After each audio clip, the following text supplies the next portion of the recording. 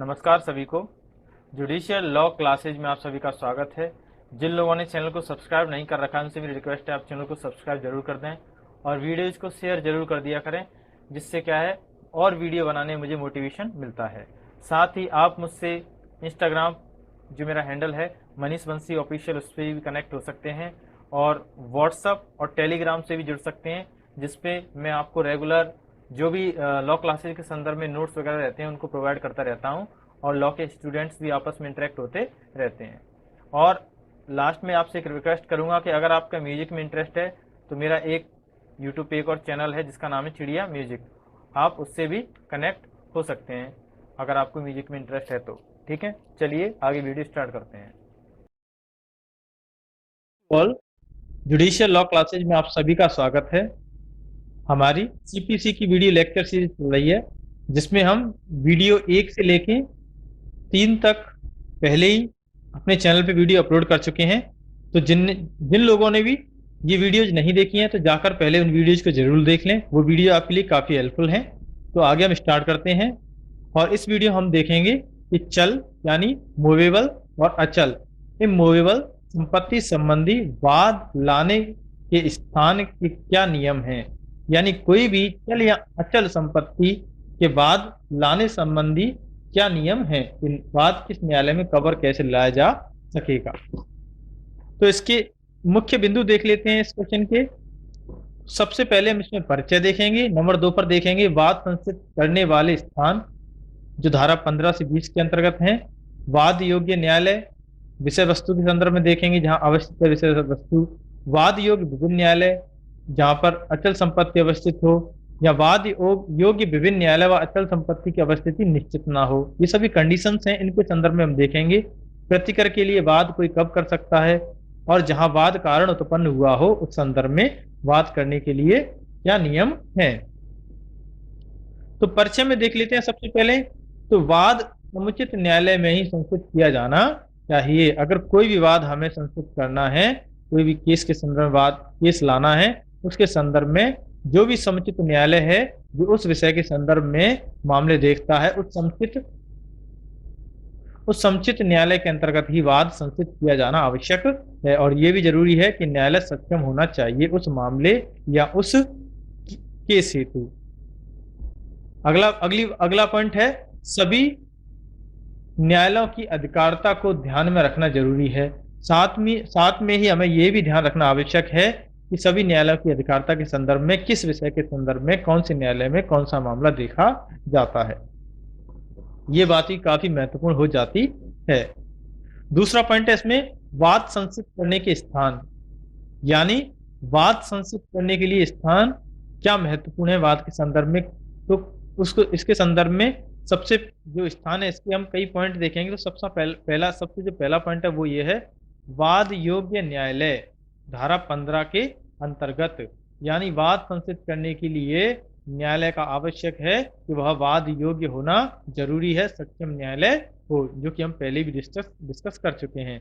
दूसरा पॉइंट है वाद योग्य न्यायालय और जहां विषय वस्तु अवस्थित हो 16 के अंतर्गत, यानी वाद योग्य न्यायालय जहां विषय वस्तु अवस्थित हो 16 के अंतर्गत वहीं पर वाद किया जा सकता है जहां विषय वस्तु अवस्थित है और न्यायालय की क्षेत्राधिकार में, यानी किराए व लाभ रहित या सहित अचल संपत्ति को पुनः प्राप्त करने के लिए वाद किया जा सकता है। अगर जहां पर विषय वस्तु अवस्थित है वहां जहां न्यायालय है, न्यायालय के क्षेत्र में ही विषय वस्तु अवस्थित है, तो किराया लाभ रहित या सहित अचल संपत्ति की प्राप्ति के लिए वाद लाया जा सकता है, या अचल संपत्ति के विभाजन के लिए वाद लाया जा सकता है, या अचल संपत्ति के हित व अधिकार के लिए वाद लाया जा सकता है कि उसके कितना अधिकार या हित उस संपत्ति के संदर्भ में है, या अचल संपत्ति के बंधक विक्रय या उसे विक्रय करने के लिए या मोचन के लिए भी वाद लाया जा सकता है। यानी उस अचल संपत्ति को बेचा जा सकता है, ठीक है, उसे बंधक के रूप में रखा जा सकता है, या उसका विभाजन करने के संदर्भ में भी वाद लाया जा सकता है। और प्रतिकर के लिए वाद लाया जा सकता है, अगर किसी भी कोई भी नुकसानी के लिए अगर कोई प्रतिकर चाहता है तो उसके लिए भी वाद लाया जा सकता है। लेकिन जरूरी यह इसमें इन सभी जो पॉइंट हमने ऊपर डिस्कस किए उसमें ये बात जरूरी है कि न्यायालय वहीं अवस्थित हो जिसकी अधिकारता में संपत्ति हो, प्रतिवादी स्वेच्छा वहां निवास करता हो, कारोबार करता हो और लाभ के लिए स्वयं वहां पर काम कर रहा हो। तो ये चीजें मामले हेतु आवश्यक होती हैं।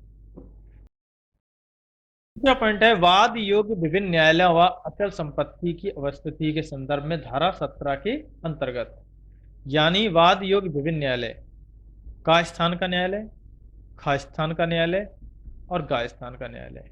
तो ये एक तरह से विभिन्न न्यायालय हो गए वाद योग्य। अब जो अचल संपत्ति की अवस्थिति है, अचल संपत्ति की जो अवस्थिति है वो इन तीनों ही क्षेत्र में है, कुछ कुछ हद तक तीनों ही क्षेत्र में है। ऐसे मामलों में इन तीनों स्थान के जो न्यायालय हैं तो किसी भी न्यायालय में वाद संचित किया जा सकता है, कोई भी न्यायालय वाद सुनने के लिए सक्षम न्यायालय होता है। तो ये आपका महत्वपूर्ण है। फोर्थ पॉइंट है वाद योग्य विभिन्न न्यायालय, यानी विभिन्न न्यायालय है का, खा, गा, घा आदि। विभिन्न न्यायालय व अचल संपत्ति की अवस्थिति निश्चित ना हो।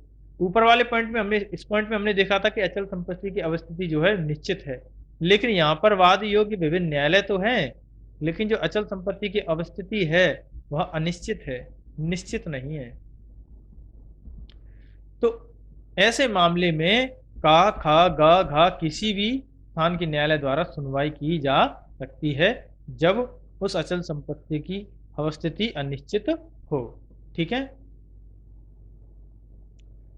प्रतिकर के लिए वाद, यानी कोई व्यक्ति प्रतिकर के लिए वाद, धारा 19 के अंतर्गत अगर का व्यक्ति को खा व्यक्ति द्वारा दिल्ली में कोई हानि पहुंचाई जाती है, का व्यक्ति को खा व्यक्ति द्वारा दिल्ली में हानि पहुंचाई जाती है और खा कोलकाता का निवासी है, तो ऐसी स्थिति में प्रतिकर पाने के लिए का दिल्ली या कोलकाता दोनों ही स्थान के न्यायालयों पर प्रतिकर हेतु वाद संचित कर सकता है। दोनों ही न्यायालय यहां पर सक्षम माने जाएंगे। फोर्थ पॉइंट है जहां वाद कारण उत्पन्न हुआ हो, धारा 20 के अंतर्गत, यानी कोई स्थान जहां पर वाद कारण उत्पन्न हुआ हो, यानी अगर का वाद होता है खा से, खा उसे कोई नुकसानी पहुंचाता है या उसे क्षतिपूर्ति करता है, तो उसके संदर्भ में का जो है खा के विरुद्ध वाद ला सकता है उस स्थान पर जहां पर खा निवास करता है, कारोबार कर रहा है और स्वेच्छा लाभ अर्जित करने के उद्देश्य से रह रहा है, तो उस स्थान पर, उस स्थान के न्यायालय पर वाद का के द्वारा लाया जा सकता है, क्योंकि वाद कारण उत्पन्न, वाद जो उत्पन्न हुआ है वह उसी स्थान पर उत्पन्न हुआ है जहां पर खा निवास करता है, कारोबार करता है या स्वेच्छा लाभ प्राप्ति करने हेतु रहता है।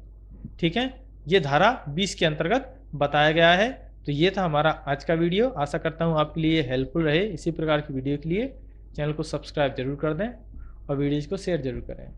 Thank you.